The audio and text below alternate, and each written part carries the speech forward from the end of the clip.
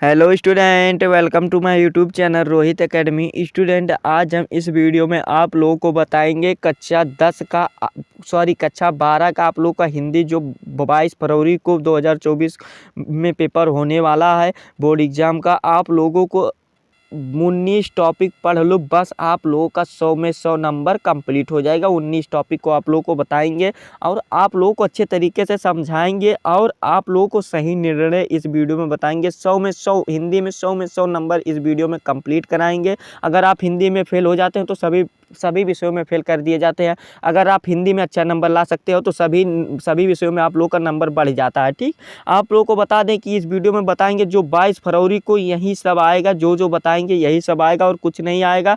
तो आप लोग को सर्वप्रथम जो हमारा सेक्शन ए इसी प्रकार के बोर्ड पेपर में भी आएगा। सेक्शन ए में आप लोग का 7 क्वेश्चन रहेगा।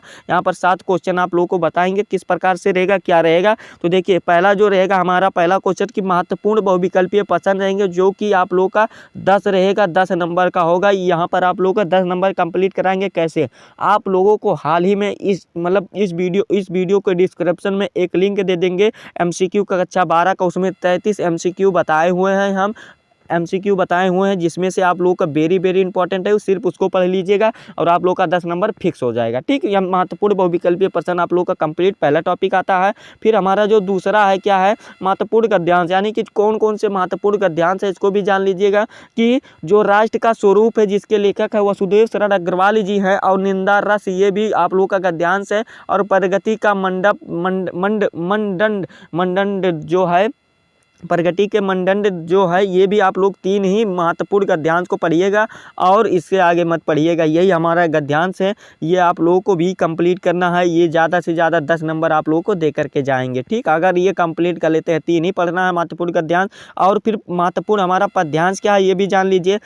4 इसमें है महत्वपूर्ण पद्यांश में। जो है पहला जो है हमारा श्रद्धा मानु, यानी कि श्रद्धा मानु हमें पढ़ लेना है ये वाला। और फिर कैकेयी का अनुपात, इसको भी पढ़ लेना अच्छे तरीके से, सभी को सॉल्व कर लेना, व्याख्या कर लेना, प्रसंग कर लेना, सभी जो होते हैं सभी कर लीजिएगा। और फिर उद्धव प्रसंग भी कर लीजिएगा। और फिर गीत, यानी कि गीत भी कर लेना है। और ये हमारा होता है कंप्लीट। तीसरा पॉइंट भी कंप्लीट होता है। इसी प्रकार से बोर्ड एग्जाम में पूछे जाएगा। पहले एमसीक्यू रहेगा, फिर गद्यांश रहेगा, फिर पद्यांश रहेगा, फिर लेखक का जीवन परिचय आ जाएगा, यानी कि गद्य वाला जीवन परिचय है, शॉर्टकट में कहा जाए तो। देखिए, यहाँ पर एक चीज नहीं दिया गया, क्या नहीं दिया गया है उसको आप लोग को बता दे रहे हैं। देखिए, इसमें सर्वप्रथम आप लोग लेखक का जीवन परिचय, यानी कि इसमें जीवन परिचय किसका तैयार करना है। सर्वप्रथम तो डॉक्टर वसुदेव शरण अग्रवाल जी का इसमें नहीं लिखे हैं, तो उसको तैयार जरूर कर लीजिएगा। हर चीज लिखना अनिवार्य नहीं होता है। तो देखिए, डॉक्टर वसुदेव शरण अग्रवाल का कर लीजिएगा कंप्लीट।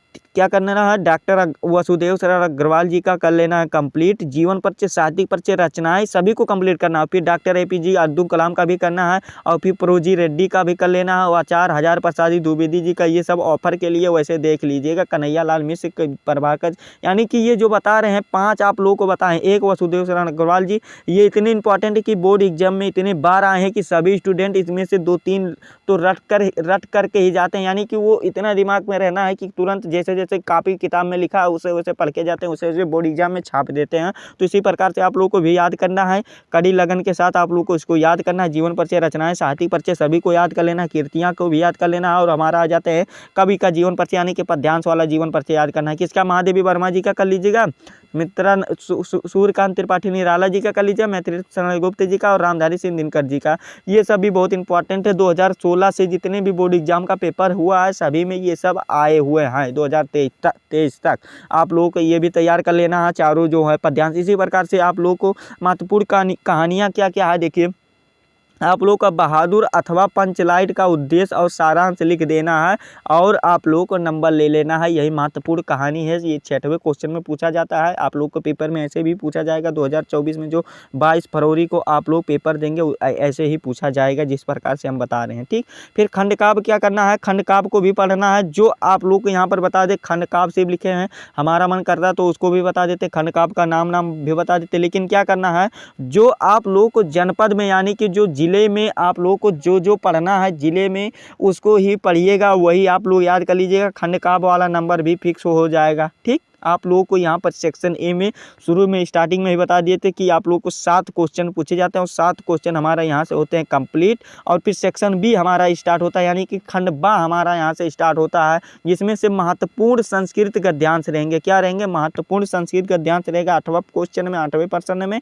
और इसमें संस्कृत गद्यांश के जो महत्वपूर्ण कौन कौन से चैप्टर हैं, जातक कथा जो है ये वेरी इंपॉर्टेंट है। फिर हमारा क्या है कि भोज स्पर धर्म, ये भी इंपॉर्टेंट है हमारा। और तीसरा जो है कि अमज्ञ एवं सर्वज्ञ, ये वाला भी हमारा इंपॉर्टेंट है। और फिर 5 शील सिद्धांता, यानी कि 5 शील सिद्धांता, ये वाला भी बोर्ड एग्जाम के लिए इंपॉर्टेंट है। यानी कि ये चारों जो संस्कृत के गद्यांश है, ये इसको भी तैयार कर लीजिएगा, अच्छे तरीके से समझ लीजिएगा। और ये भी बोर्ड एग्जाम में इसी से पूछे जाते हैं, क्वेश्चन रट लीजिएगा जितना बता रहे हैं आप लोग को, ठीक।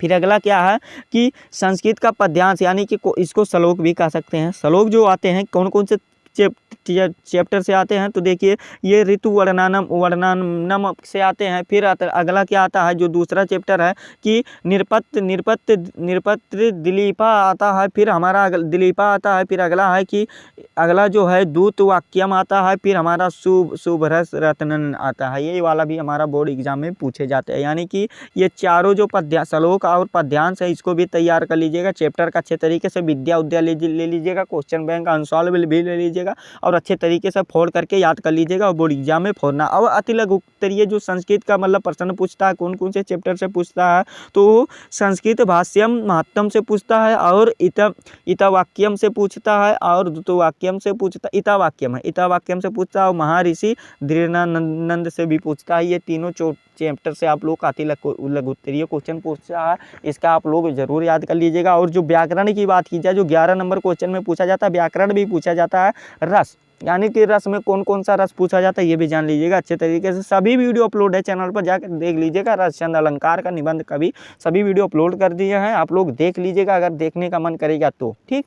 यहाँ पर 11 वाला जो है, लेकिन आप लोग इसको पहले समझ लीजिएगा और इसको कॉपी में सब शेड्यूल के तरह से आप लोग इसको नोट कर लीजिएगा कि इसी को तैयार करना है बस, और कुछ नहीं पढ़ना। और जब पेपर देख कर आइएगा तो बताइएगा जरूर, ठीक। ये 11 वाला क्वेश्चन देखिए किस प्रकार से पूछेगा। रस, रस में कौन कौन सा रस पूछता है, तो 4 ही रस पूछते हैं। कौन कौन से?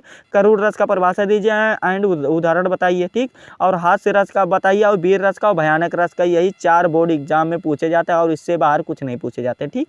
फिर जो 12 नंबर में क्वेश्चन पूछे जाएगा कि छंद का छंद में जो पूछे जाएंगे दोहा, चौपाई, दोहा, रोला, सोठा, यही चारों छंद पूछे जाते हैं। इनका परिभाषा बताना होता है और उदाहरण बताना होता है, बस आप लोगों का नंबर हो जाएगा फिक्स। फिर अगला क्वेश्चन जो पूछा जाएगा अलंकार, यानी कि अनुप्रास और श्लेष और रूपक, यानी कि 4 सभी में पूछे जाते हैं। 4 ही तो है, इसका परिभाषा एग्जाम्पल रट लीजिएगा, अच्छे तरीके से समझ लीजिएगा और तैयार कर लीजिएगा, ठीक। फिर अगला जो 14 नंबर पर पूछे जाएगा क्वेश्चन निबंध, यानी कि इससे जो आप लोग का पूछा जाएगा, किस पर पूछा जाएगा, देखिए आप लोग ऑफर के लिए बहुत सारे हैं। आप लोगों को सर्वप्रथम बता दें, इंपॉर्टेंट ये सारे हैं। आप लोग इसमें से ज़्यादा 3 आप लोग तैयार कर लीजिएगा। किस पर आप लोग को वैसे अगर हो सकेगा तो सारे तैयार कर लीजिएगा, क्योंकि कितना 9-10 नंबर लेना है ना, 9-10 नंबर निबंध का लेना है, तो तैयार कर लीजिएगा। किसका कि पर्यावरण प्रदूषण की समस्या और समाधान पे, ये वेरी इंपॉर्टेंट है, इसको तैयार कर लीजिएगा अच्छे तरीके से। और इसको बना कर लिखेंगे तो 9 नंबर कोई नहीं रोक सकता, 9-10 नंबर, ठीक। फिर अगला क्या है कि भारत में आतंकवाद समस्या एवं समाधान, इस प्रकार से आप लोग इसको, और जनसंख्या वृद्धि समस्या, ये वाला तीसरा हमारा हो जाएगा। फिर भारतीय किसानों को समस्याएं समाधान, ये वाला बताइए मेरे पीरियड का भी। और ये नई शिक्षा, तो ये सब आप लोग तैयार कर लीजिएगा। इतना अगर आप लोग अच्छे तरीके से पढ़ते हैं, समझते हैं, तो आप लोग 9-10 नंबर इसका निबंध का कोई नहीं रोक सकता, ठीक। फिर संधि विच्छेद वाला आ जाता है। क्या क्या संधि विच्छेद में आता है? संधि विच्छेद करने वाला हमारा आता है 15 नंबर क्वेश्चन में। फिर समाज विज्ञान, जिस प्रकार से पेपर आएगा उसी के शेड्यूल हम बता रहे हैं, इसी प्रकार से बोर्ड एग्जाम में भी पेपर आएगा 22 फरवरी को, चाहे आप जा करके देख लीजिएगा, ठीक।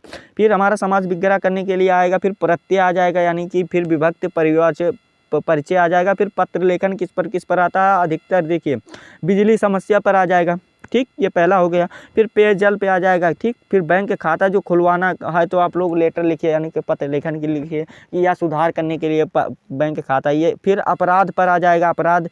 और फिर स्वास्थ्य पर आ जाएगा, अपने स्वास्थ्य के लिए। फिर डेंगू पर आ जाएगा, डेंगू क्यों फैलता है इस पर बताइए कारण, ठीक। और फिर इस प्रकार से पत्र लिखिए। फिर प्रधानाचार पर भी पत्र आ सकता है।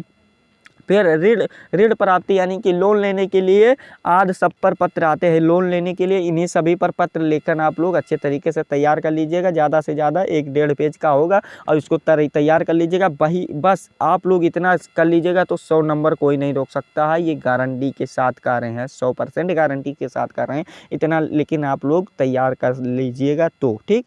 और इस वीडियो को आप लोगों को कैसा लगा है कमेंट करके ज़रूर बताइएगा। हाँ, अगर आप हमारे चैनल पर नए हो तो चैनल को सब्सक्राइब कर दीजिएगा और बेल आइकन को भी दबा दीजिएगा। और इस वीडियो को जितने भी 12 के स्टूडेंट हैं, कक्षा 12 के स्टूडेंट हैं, उनके पास अधिक से अधिक ज़रूर पहुंचा दीजिएगा ताकि वो भी अपना 100% नंबर तैयार कर सके यानी कि पूरा कर सकें। चलिए मिलते हैं नेक्स्ट वीडियो में नेक्स्ट टॉपिक के साथ। तब तक के लिए जय हिंद, जय भारत, वंदे मातरम।